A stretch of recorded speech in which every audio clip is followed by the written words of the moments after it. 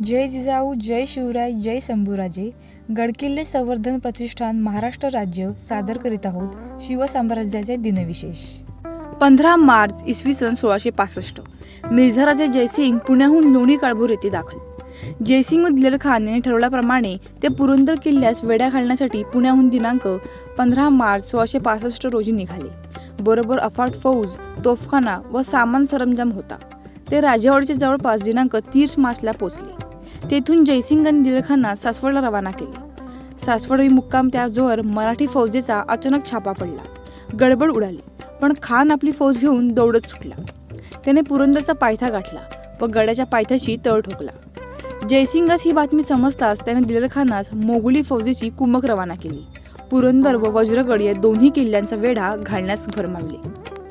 15 मार्च इसवी सन 1670.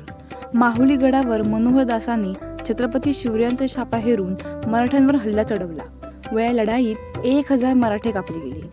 ही गोष्ट छत्रपती शिवरायांच्या जिवावर चालू लागली. 15 मार्च इसवी सन 1680. युवराज राजाराम महाराजांचा विवाह. 7 मार्च इसवी सन 1680 युवराज राजाराम महाराज यांची मुंज उरकली आणि लगेचच युवराज राजाराम महाराजांचे विवाह पराक्रमी सरनोबत प्रतापराव गुजर यांच्या कन्येशी म्हणजे जानकीबाई साहेबांशी विवाह सोहळा पार पडला. परंतु या सोहळ्यावर एक विषण्ण छाया पडलेली होती. युवराज शंभूराजे अर्थात युवराज राजाराम महाराजांचे ज्येष्ठ बंधू या सोहळ्यास उपस्थित नव्हते. 15 मार्च इसवी सन 1719. छत्रपती शाहूंनी बाळाजी विश्वनाथ यांना पेशवेपदी नियुक्त केल्यावर लगेचच बाळाजींनी पश्चिम किनारपट्टीवरील सर्व शक्तिमान सरखेल कान्होजी आंग्रे यांना छत्रपती शाहू महाराजांच्या सेवेत आणून मोठा डाव जिंकला. मुत्सद्दी बाळाजींनी परिस्थितीचा योग्य फायदा घेत थेट दिल्लीच्या राजकारणात हात घालून 6 सुभ्यांच्या सनदा मिळवल्या. सनदा मिळाल्यानंतर मराठ्यांचा उत्तरेत मुक्त संचार सुरू झाला. 15 मार्च 1719 रोजी स्वराज्याच्या सनदा मिळवून राजमाता येसूबाई साहेब यांना घेऊन 20 मार्च 1719 मराठी फौजा स्वराज्याकडे निघाल्या. 15 मार्च इसवी सन 1760.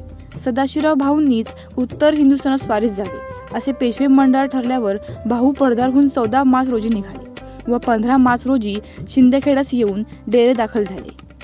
15 मार्च इसवी सन 1779. शपथक्रिया. महादजी शिंदे आणि नाना फडणवीस यांची एखाद्या कार्यात दुसऱ्याच्या सोबतीने पुढे जाताना महत्त्वाचा असतो तो विश्वास.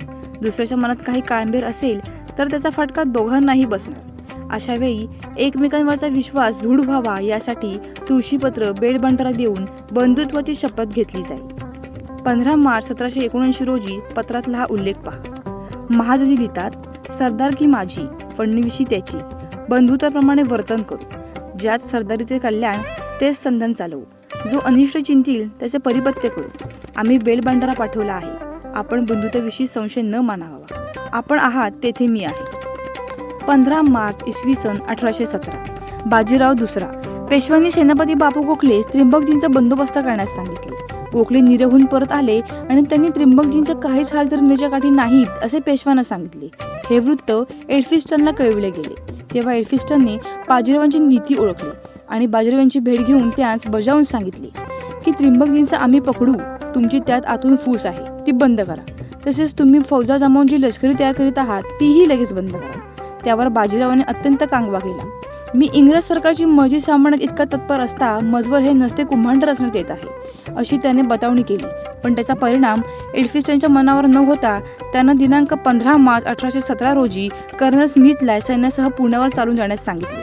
तसेच गव्हर्नर जनरलला खलिता पाठवून बाजीरावांविरुद्ध उघडपणे युद्ध पुकारण्याची परवानगी मागितली.